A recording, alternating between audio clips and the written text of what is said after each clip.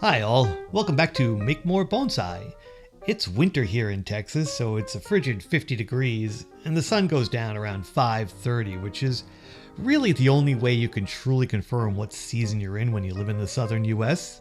I've got this old yew here, and it's time to get to work refining it further. It's been in a bonsai container for 2 years and is well established with lots of new growth that is getting along and showing some healthy buds along the new branches. These are all signals that we are healthy enough to begin refining the design. Before we start, let's take a stroll down memory lane and consider some history with this tree.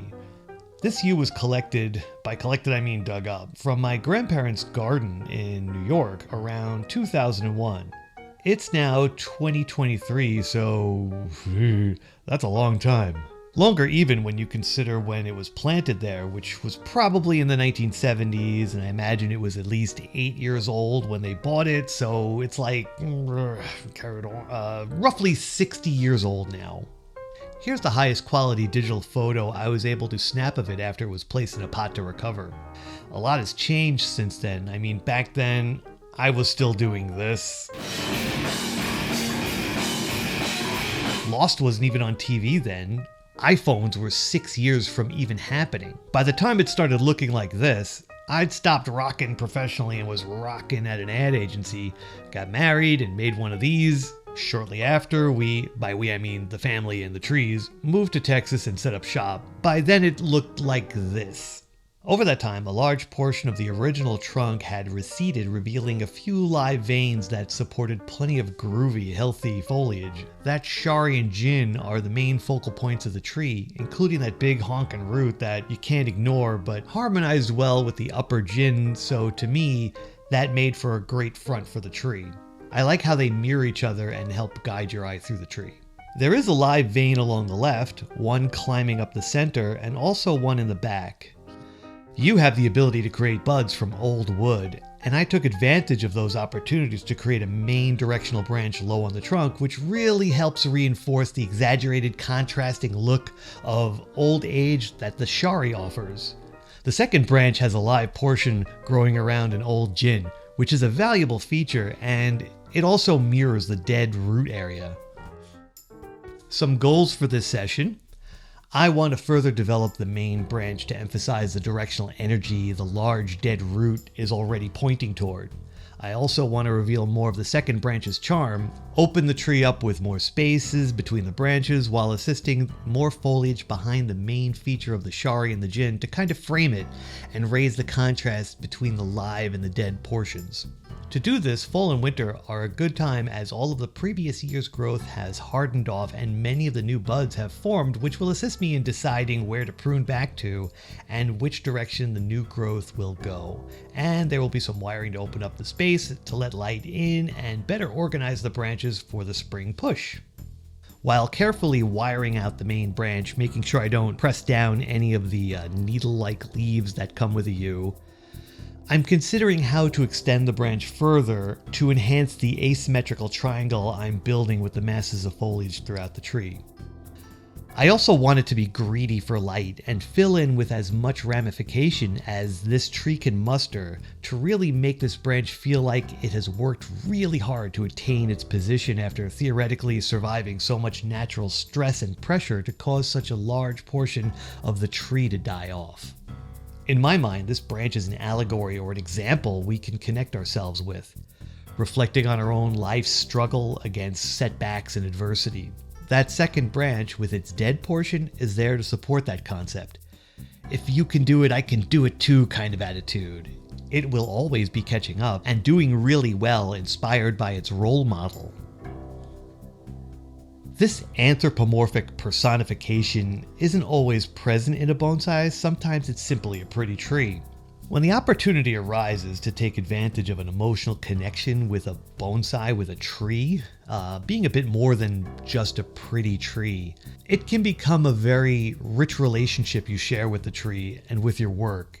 I encourage you to explore the story within the trees you're crafting. You can work to evoke a mood or make a powerful statement even with material that may initially seem insignificant. Bonsai is part technical and part emotion and is an energy that is passed on through your trees and to the viewer that can make an impression. You have a heart. It beats within your chest. Let your work reflect that if you can. Hiding behind a pile of technique can create distance between you, your audience, and your work. Alright, I'm going to step off the milk crate and get back to more practical matters, which are just as important. If you like what we're doing over here, go on over to Amazon and check out our book, Bonsai Progress. It's a wonderful little tracker, fits in your pocket or your toolbox. You can keep track of up to 27 different trees, 70 lines with dates. It makes for a great gift, probably the least expensive thing you'll find in the world of bonsai. So go on over there and check it out. And also, if you like what you're seeing, like and subscribe. Now back to the fun. Throughout all of last summer and fall, this yew has been storing excess sugar that it made through photosynthesis. Right now, this yew has a lot of energy stored. Its battery is full, so to speak. When spring arrives, sometime around mid-March here in Texas, the existing buds are going to open and lots of new growth is going to emerge and fill in some of the empty spaces I'm making while wiring branches into place. This activity will drain the battery. When the new shoots emerge, they will be light in color and very soft. These new shoots will harden off and start making the connections needed for photosynthesis to begin functioning properly within the tree. Then the process of gathering and storing sugar begins all over again. When the leaf color gets darker and the branch is stiffer, that's the signal that will tell you everything is running smoothly. That will be the next time to return and review the tree to see what to do next. If there are parts that need to be pruned or to encourage new buds or improve the direction of growth, that's the time. It's also a good time to look over any of the areas that have been wired to see if they need to be removed. Let's take a moment to talk about what happens when you perform a bend when styling a bonsai. This applies to branches as well as bending the trunk. The internal processes are the same.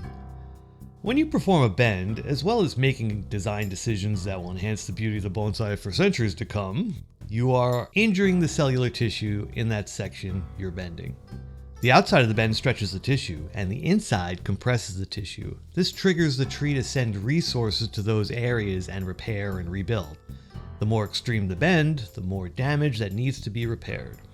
If we look at the inner workings of the branch, we can better understand what's happening. There are 3 layers surrounding the core wood of the tree throughout. The outside layer is called phloem. The inside layer is called xylem, and between them is a layer called cambium. Xylem brings water and resources up through the tree. Phloem transports nutrients created through photosynthesis down through the tree. Cambium, which is between them, is the layer of cells that creates all of the things the tree needs, such as leaf buds, roots, and new cells that contribute to the creation of fresh xylem and phloem. The cambium cell divides, leaving fresh xylem and pushing out fresh phloem that thickens the tree, as well as adding length to the overall structure of the tree. Let's face it, this stuff is pretty darn important. When an area that's damaged is detected, the cambium divides more aggressively to repair the area and get it functioning like it used to. This action creates more xylem, cambium, and phloem in that area, fattening and stiffening it faster than it would if there were no damage.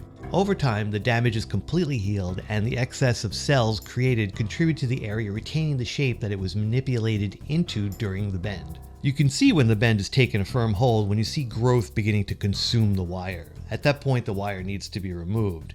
If left to grow over the wire, removing it can cause further damage. Please keep in mind this is all surface level information. The details vary from plant to plant. It's best to become familiar with the species of tree you're working with. The timing of all this activity can range from excruciatingly long or slow to blink and you'll miss it. All part of the challenge and fun when practicing bonsai. I will also see how the apex has developed after this wiring session. I plan to react to how to treat this when I see what the tree gives me after spring. If I see this section really doing well, I'll use that information to decide if the foliage surrounding the top gin should be lush or if it is to be kept lean. This is part of an ongoing conversation I'll be having with this tree as it gets more refined. It will let me know what to do by how it reacts to this season's training session. One great aspect of this tree is there are 2 great choices regarding the apex. It can be lush and neatly rounded, or it can be sparse, emphasizing the dead features. Time will tell if there will be a consistent behavior or if there will be an ebb and flow to its design. And there's an awesome place to be with a bonsai when it looks right no matter what. And to think it only took 20 years to get here. We'll come back to this tree as it develops throughout the next year and review the successes and failures and look forward to the future of this bonsai. For now, however, back on the bench to enjoy cool winter weather. Thank you, and don't forget to like and subscribe.